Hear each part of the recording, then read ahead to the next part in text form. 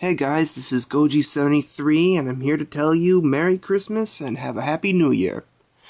And just for the occasion, I thought I'd do a figure review on somebody who a lot of people have been asking me to review.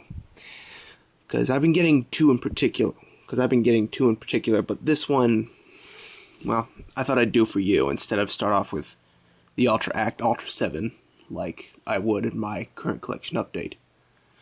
But no, instead, I'd start with him because, it's the holidays, and I thought I'd give you guys a little special treat, since this is the only thing I really prepared for.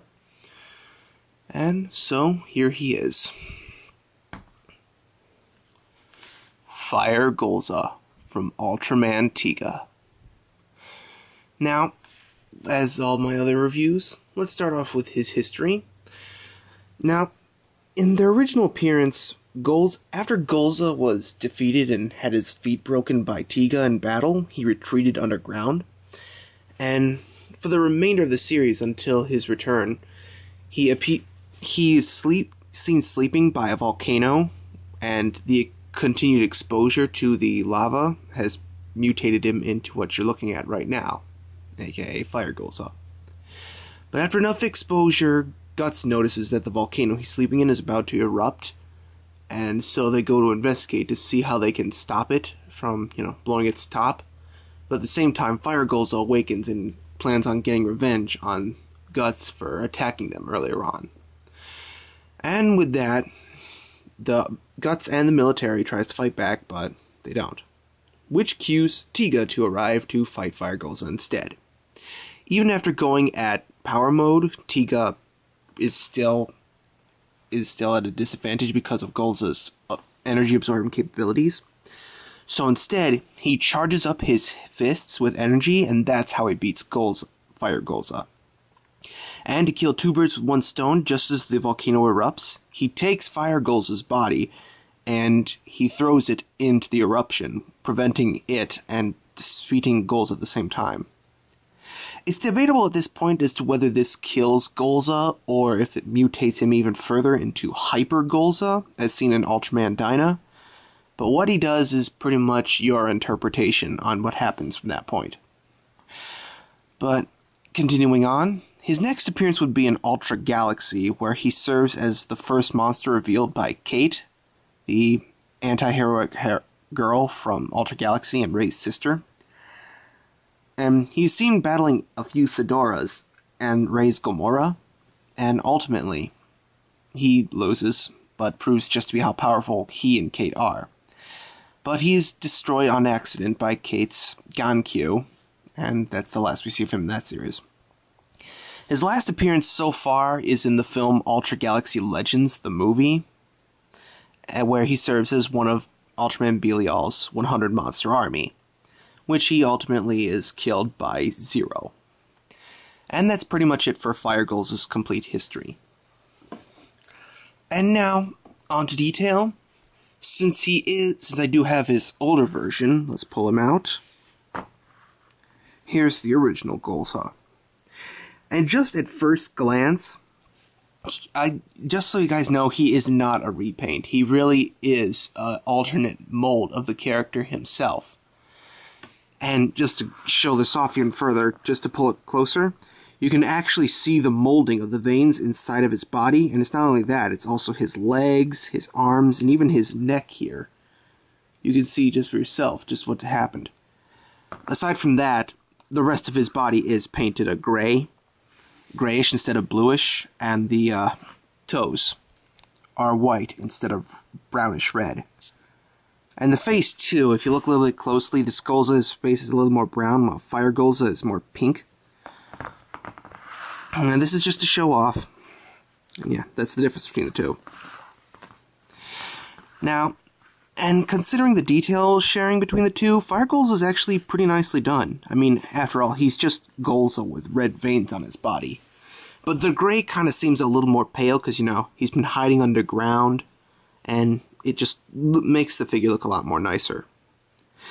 Another thing I should add to both detail and history is that the reason why Fire Golza is so rare is because he was sold in a special pack with Tiga Power Mode Tiga to promote his episode, but they were extremely limited in number, the packs were. And so, yeah, unlike a few others, like, well, not unlike a few, but ones like Leylon, Shugaron, and even Alien Baltan, they all had separate packs, and Golza apparently was like the least released of them. So, yeah, that's the reason why he's so rare. Because he was part of a pack, and the pack is hard to find and very limited in numbers. And now with that, on to superpowers.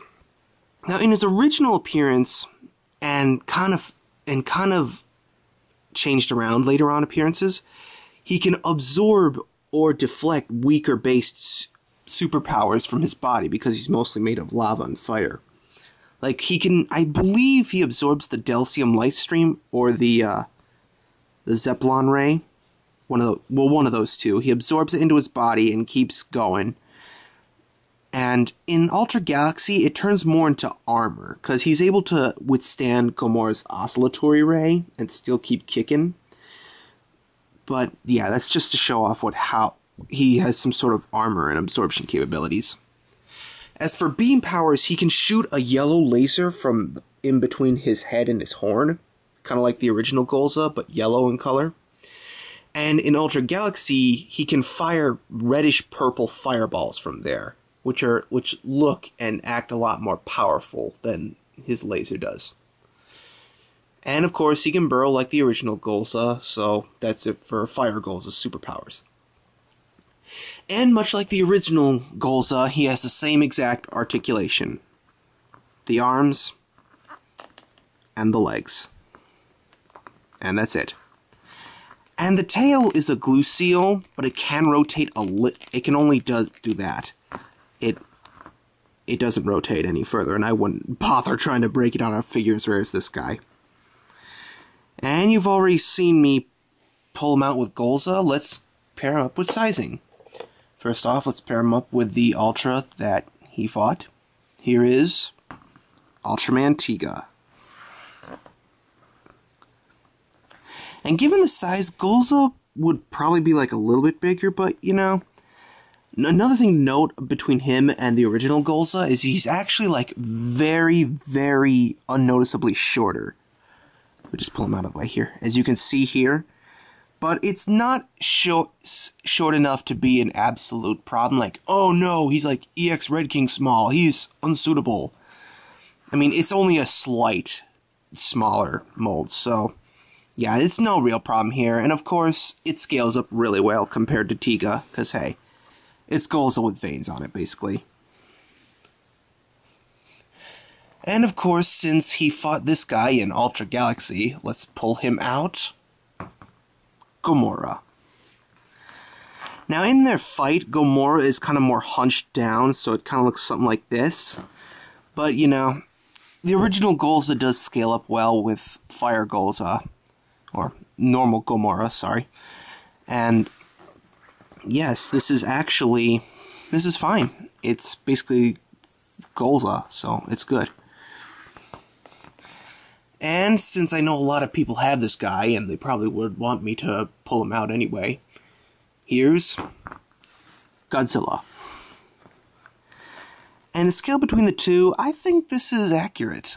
I mean, I'm not entirely sure what Golza's actual height is, but for what it is, it works with any incarnation of Godzilla, so yeah, it works here.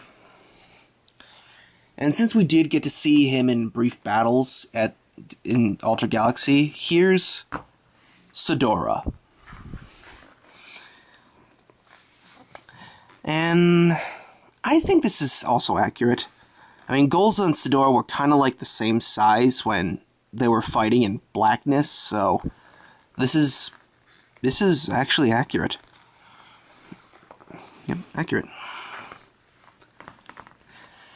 And rarity, like I said, like what I told you in the story, the reason why it's so rare is because he's part of a special pack, which explains why he is so limited in number, because the pack was hardly released that much. So yeah, extremely rare, extremely hard to find. Redundant, I know.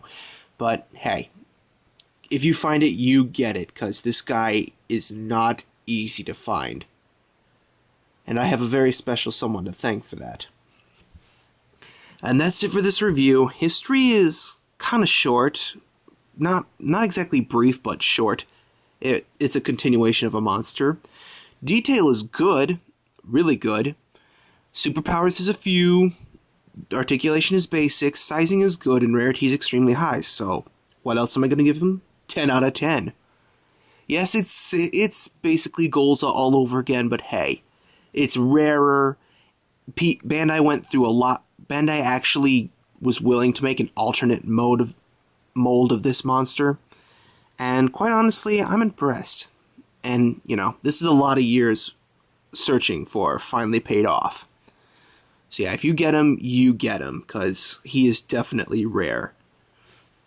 If you find him, you get him. You get my point. And that's it. I hope you enjoy, and happy holidays from Goji73.